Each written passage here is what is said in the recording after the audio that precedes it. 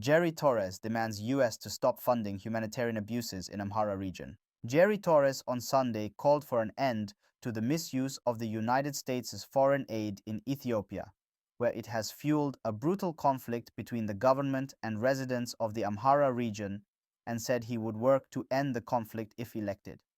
"I will work to make Ethiopia a democratic nation without an authoritarian government," Torres said in an address at the Amhara Diaspora Global Forum, a two-day event in Springfield, Virginia. "I will make sure that the money given by the US or any other organization that is for humanitarian purposes is used for humanitarian purposes." The war in Amhara began in April 2023 as a conflict between the Ethiopian government and the Fano militia. The US provided $757 million in aid to the country in fiscal year 2023, which Democrats in the State Department characterize as humanitarian aid. Critics argue that the funding has instead enabled the government to prolong the conflict and contributed to a growing humanitarian crisis. International watchdogs have condemned the Ethiopian military for killing civilians, intentionally and unintentionally. Human Rights Watch said the military had committed war crimes in January, when it executed several dozen civilians in the town of Marawi. The Ethiopian Armed Forces' brutal killings of civilians in Amhara undercut government claims that it's trying to bring law and order to the region. HRW Deputy Africa Director Letitia Bada said in a statement at the time.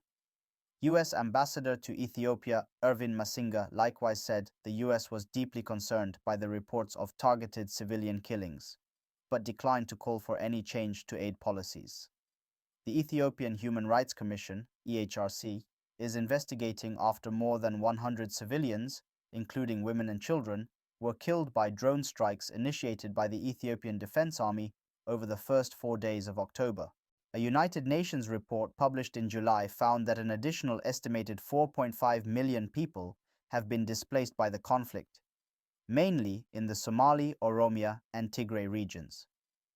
Education in the region has been largely shuttered because of the violence, with just 1.5 million of Amhara's 7 million students enrolling in classes as of mid-September.